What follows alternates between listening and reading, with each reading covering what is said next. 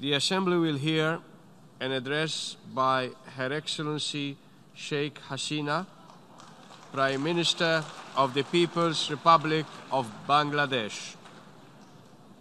May I request protocol to escort Her Excellency.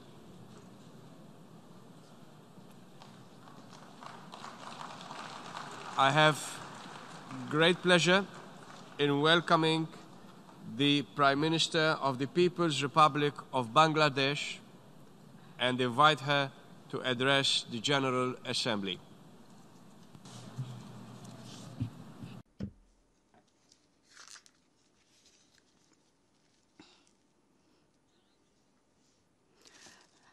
Mr. President, I would like to congratulate you on your election as the President of the 74th session of the General Assembly. I take this opportunity to appreciate Ms. Maria Fernanda Espinosa Garces for her strong leadership over the past year. I extend my heartfelt thanks to Secretary General Mr. Antonio Guterres for his dynamic leadership. Mr. President, as I stand here in this august podium, I recall the architect of Bangladesh, our father of the nation, Bangabandhu Sheikh Mujibur Rahman.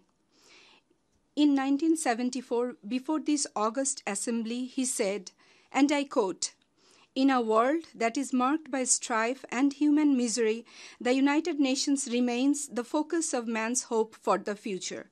Despite many difficulties and obstacles placed in its way, the United Nations, during more than a quarter century of its existence, has significantly contributed towards human progress in the political, economic, social, and cultural fields." Quote ends. In fact, Bangabandhu Sheikh Mujibur Rahman envisaged a leading role by the UN in pursuing development, peace, and justice. In Bangladesh, we are now preparing to celebrate the birth centenary of this great leader beginning in March 2020. Reflecting on his vision and aspirations, we wish to bring this celebration to the United Nations in the next year. Mr. President, your call for galvanizing multilateral efforts for poverty eradication, quality education, climate action, and inclusion could not have been more relevant. As the world's principal multilateral body, the General Assembly is best positioned to steer the actions that would promote international cooperation in achieving development, peace, and security. The emphasis given to the specific SDGs, such as poverty eradication, quality education, climate action, and inclusion, are critically important for our civilization. Our commitment and shared aspirations to realize SDGs are reflected in the election manifesto of Awami League, which earned us the confidence of the people for the third consecutive term in office. Our 21-point political commitment is dedicated to the well-being of people. Mr. President, Bangladesh has often been cited as a development miracle. Despite turbulence in the rule-based international order and apprehensions of gradual economic slowdown, Bangladesh continued to prosper over last 10 years. According to the Spectator Index 2019, Bangladesh recorded the highest economic growth among a list of 26 countries in the last 10 years, with 188% expansion of gross domestic product, GDP, at the current prices. Our GDP has grown from $102 billion in 2009 to $302 billion this year. We continue to embark on a pragmatic program for the rapid economic and social development. Poverty eradication, sustainable growth, protection of the environment, and human resources development are some of the key features of our development strategy. Over the past 10 years, we have been adopting progressive and timely policies and actions that have resulted in impressive development. Our exports grew 3 times from 2005-06 to reach $37 billion in 2017-18. Per capita income grew 3.5 times. Our GDP growth has now reached 8.13%. Between 2005-06 and 2018-19, our investment rose from 26% to 31.5% of GDP. Private sector investment grew 5 times to $70.8 billion. Foreign exchange reserve grew 9 times to $33 billion. Mr. President, poverty and inequality are the 2 major obstacles for development. Bangladesh has achieved one of the fastest poverty reduction rates in the world, with poverty rate dropping from 41.5% in 2006 to 21.4% in 2018, extreme poverty from 24% to 11.3%. Extensive rural development embedded in the concept of My Village, My Town and homegrown and pro-poor village projects like Ashrayon, Amar Bari, Amar Khamar have contributed to our inclusive development. Bangladesh has been ranked 34th in World Economic Forum's Inclusive Development Index, leaving other South Asian countries way behind. Mr. President, a key development strategy in Bangladesh has been addressing inequality through social security, decent work, and financial inclusion. Current safety net system gives a special consideration for the vulnerable groups. Support comes in the form of cash, food, asset, wage employment, training, savings, and community support. These programs are expanding, now covering nearly a quarter of the population and accounting for 2.58% of our GDP. Having achieved the milestones of gender parity and 100% enrollment, we are now focusing on enhancing the quality of education with emphasis on e-learning and qualified teachers. Our school dropout rate has gone down from 50% to 18%. In 2010, we started the free book distribution program for all students up to grade 10. Till date, 2.96 billion textbooks have been distributed free of cost, out of which about 352.20 million books were distributed in 2019 alone. 2.3 million students in primary and higher studies were awarded scholarships. 12.3 million mothers are receiving stipends through mobile phone. Mr. President, we have created an extensive network of 18,000 community clinics and union health centers to bring the entire population under health coverage. These centers provide 30 different types of medicine free of cost and free primary health services to the rural people, 80% of whom are women and children. Maternal, infant, and child mortalities, malnutrition, stunting, low weight, all are continuously reducing because of these actions.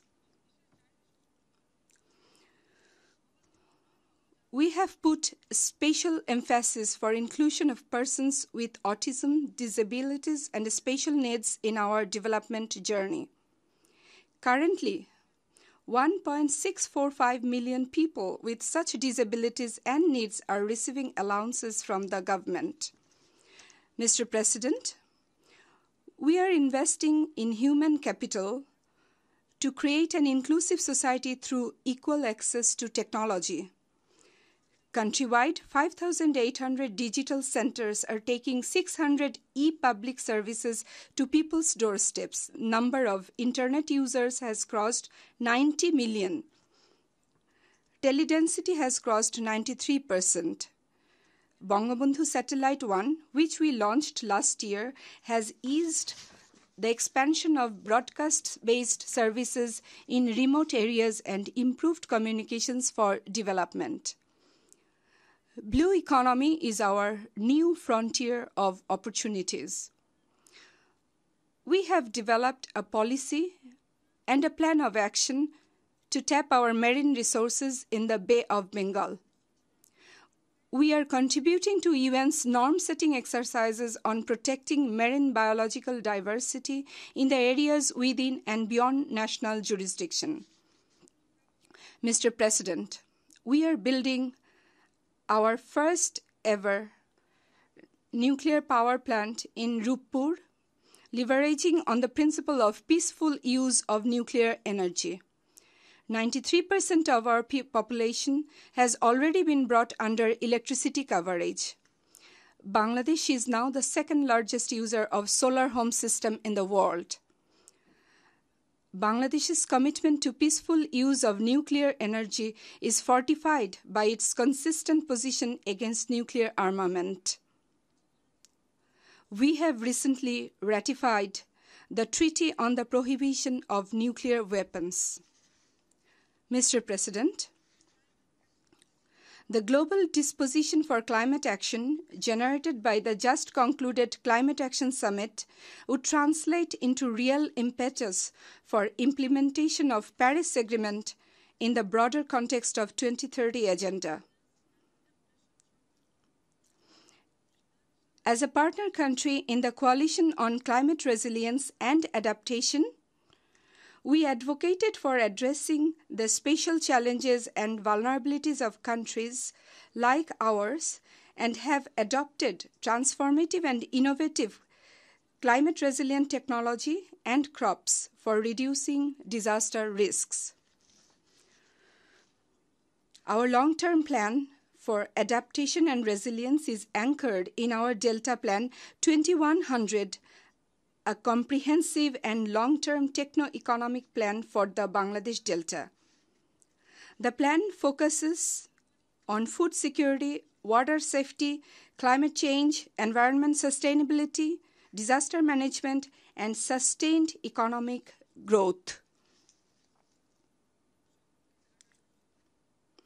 Following the recent Dhaka meeting of the Global Commission on Adaptation, we are working on setting up a global center for adaptation in Dhaka. Mr. President, as the second largest troops and police contributing country, Bangladesh continues to respond to the appeal for participation of troops for peacekeeping operations under the UN. We support Secretary General's initiatives to make UN peace operations fit for future. Responding to his call for implementation of action for peacekeeping agenda, we have joined as one of the champion countries. We have also been playing an important role in the evolution of the conceptual framework of sustaining peace. We continue to promote the idea of culture of peace, which has now transcended time and become a dominant theme at the UN. Early this month in this hall, we have celebrated the 20th anniversary of the Declaration on Culture of Peace.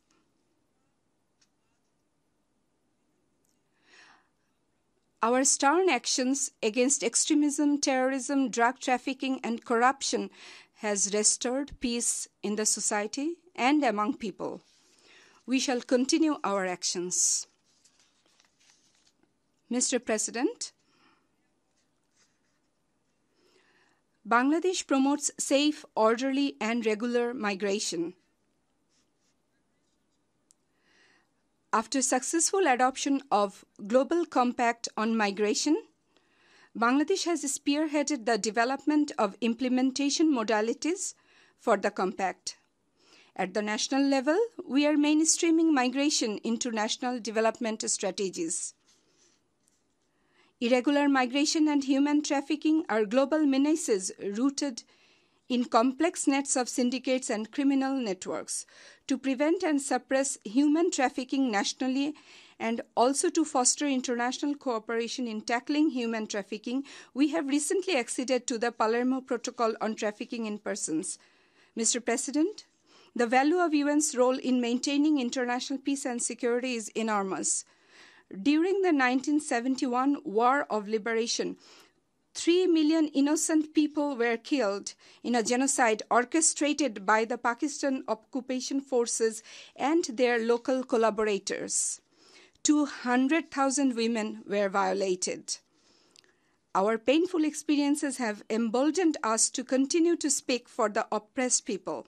We stand firm in our support for our Palestinian brothers and sisters till their just and rightful struggle comes to a fruition.